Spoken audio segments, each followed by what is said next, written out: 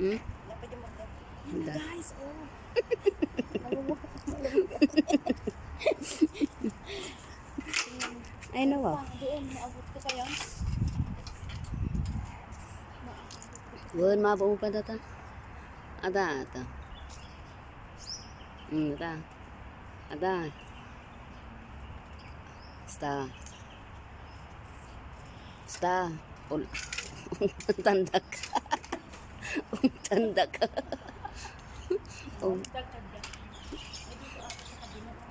Pagalitan ka nila dyan. Babaliin mo na yung malunggay. Ano? Walang susunod. Ito na guys, ang dami bunga. Wow, ang dami bunga. Ayan pa, oh. Sige, Mimi. Mimi, Wow, ang dami. Yan. Yan. Yan, sige. Wow. Ay, nakaw. Ayan, bumaba na.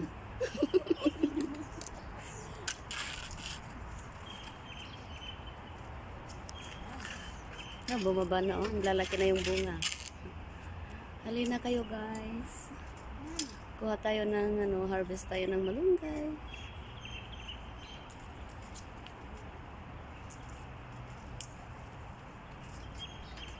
That's Israel.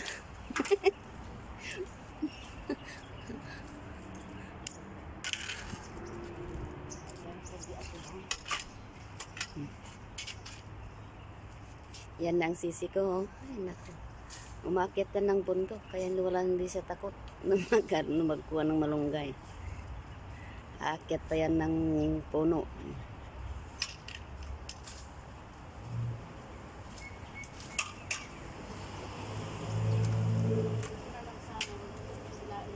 Hmm? Ito, oh. sa wakas, ito sa akin na rin. Malunggay.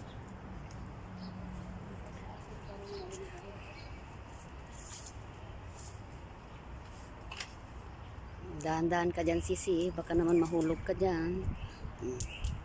Take care of yourself.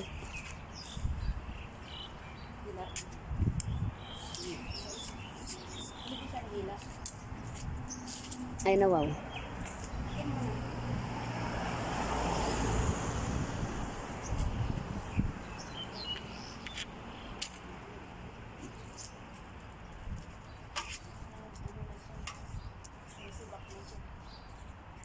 Mag-ano naman yan, guys. Tutubo ulit.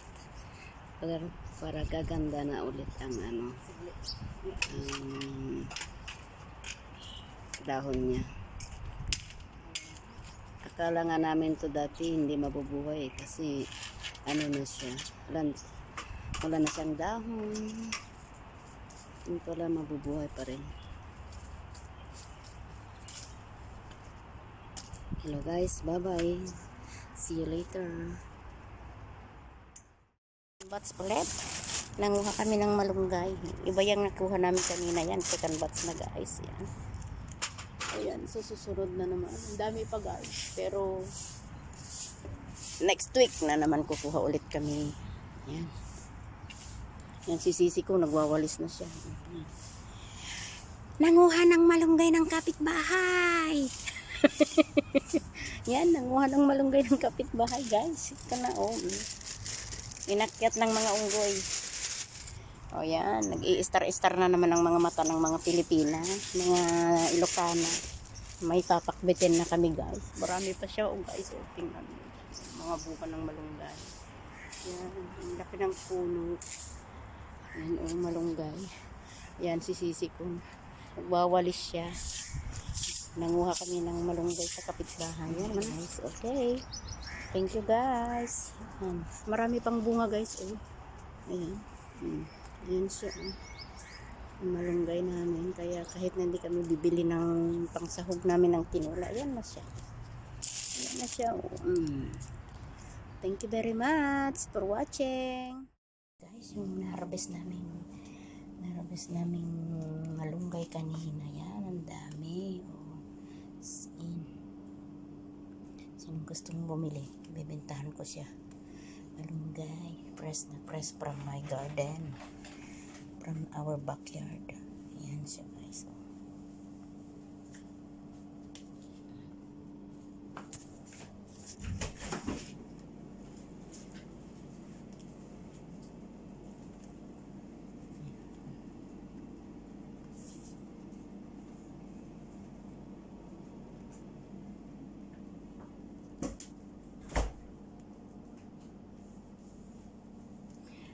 Ito, lulutuin lang ng kamatis. Pakbet ng kamatis. O yan, malunggay na parang sitaw pa lang siya. Kasi ang dami. Ang dami ng bunga guys. Halos araw-araw kami nag-uulam ng malunggay. Yan, drumstick. Dito sa Dubai. Tapos yung bulaklak, dahil di naman lahat ay magiging bunga niya. Kaya kinuha ko yan. Cleansing. Ganda sa katawan. Malaki ang benefits ng malunggay guys. Yan. Sasahog natin sa munggo, sahog natin sa tinapay. Pag nagawa ka ng bread malunggay. Binatuyo na dahon ng malunggay lang. Sahog mo dun sa mga sababdo. Yun. Masarap gawin. Ang daming paraan para para ways na makaulam ka ng malunggay. Ito guys is kahoy. Pero may tanim ako sa likod ng bahay namin, buto. Yan, pinag-aanihan ko na rin siya. Buto siya kahit sa ang sulok ng mundo may malunggay. Yan ang the best sa atin. Yes. Sino gustong bumili ng malunggay? 1 kilo na to guys. 1 kilo. Bye. Bye. Update ko kayo mamaya guys di sa lutuin kong malunggay with kamatis. Pakbet na malunggay. Yan. Guys, babalat si sister ko ng malunggay. Yan o. Balat siya. Makita nyo kung paano niya balutan itong sitaw na malunggay. With the peeler. Kita mo yung peeler mo? Ito ang peeler o. Ganito siya magbalat ng malunggay siya. Guys. Ganyan siya yung peeler niyo. Ito paano siya mag-peel ng malunggay na walang kahirap-hirap. Yan guys. Ito yung gamit niya guys. Peeler.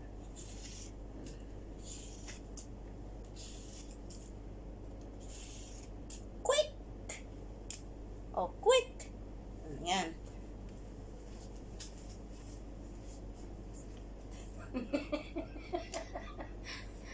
Alam mo? Bye-bye.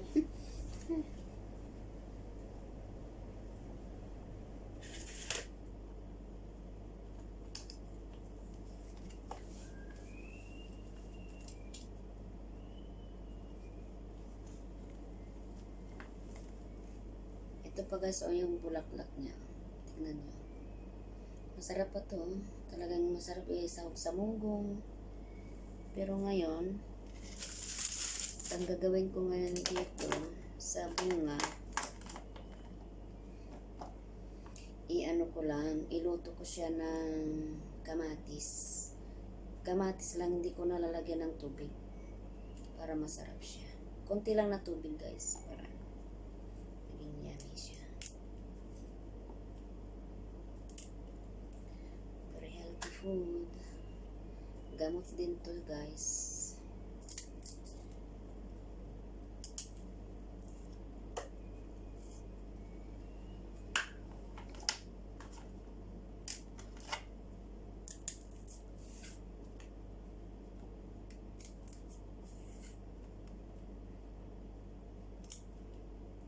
Nanungkit kami kanina dyan sa labas. Ayun. Ang dami pang naiwan. Sabi ko sa sister ko, saka na ulit para na may susunod na naman na sungkitin.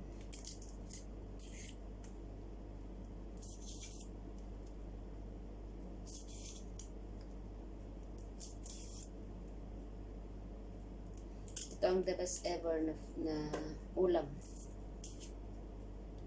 Yung iba, hindi nila alam to na ulamin. Ang alam lang yung dahon.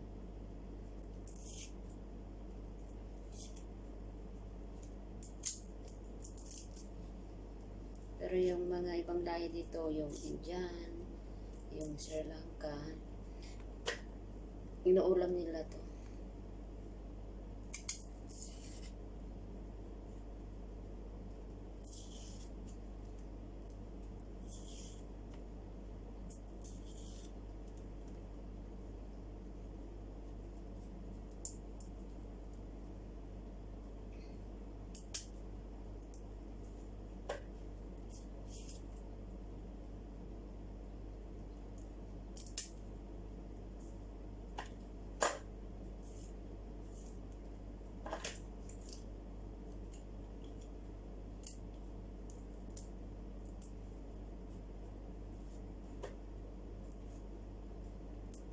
Ano lang natin to guys, sasawagan natin ng prito na isda o kaya baboy. Ano natin yung baboy, igisa natin ng maayos yung baboy, tanggalin yung taba. Ang sarap na, ang sarap na. Pag ganito ang ulam ko palagi guys, ay mabubuhay na ako. Kahit wala ng karne dyan, kahit ano, ito lang pagkain ko.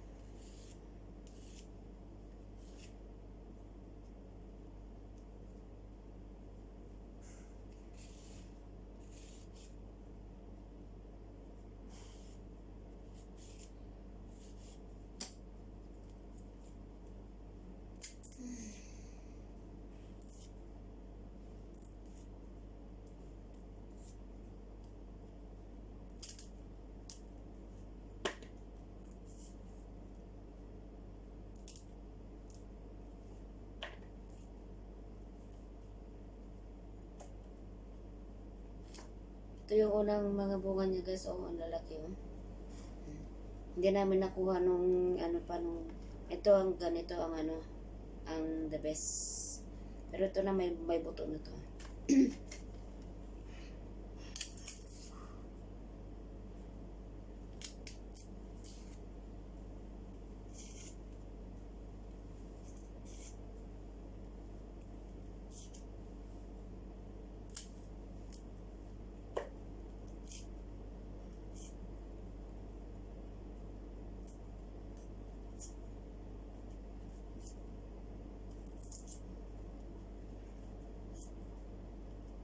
Guys, ano pa bang luto ang ano, alam nyo na pangluto ng malunggay?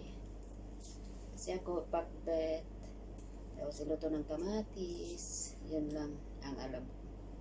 Pwede naman sigurong ano nyo, lagyan ng niyog, ng gata ng niyog to.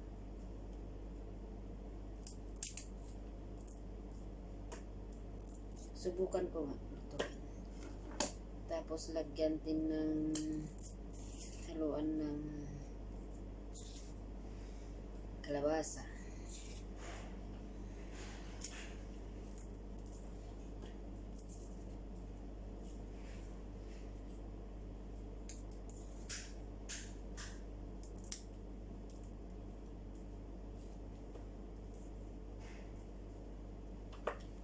Guys, bye-bye muna. Yan na guys, yung pinakbet na malunggay. Yung kinuha namin kanina, yan na siya guys, yung pinakbet na malunggay na with seed kamates. Yan na siya guys. Super sarap. Kaya sabi ko, kung paano naghukay, paano nagkuha. Ayan na siya guys, very yummy and so delicious. Ano lang siya, inano lang sa kamatis, ulam na ng mga Pilipina yan ang Ilocana. Yan guys, oh, masarap yan. Kahit walang sahog na karne. Yan siya guys, oh. Yan na yung ulam naming malunggay. Yan na siya guys, oh. Yan lang siya kasi. Yan. Siya. Yan na yung kinuha ko kaninang malunggay dyan sa garden. Yan na siya guys. Paano ka magluto ng malunggay na kamatis lang ang sahog mo? Yan. Yummy yummy na guys. Kainan na. Matching with rice. Wala lang guys ang pritong isda. Kaya yan na lang. Matching with plain rice.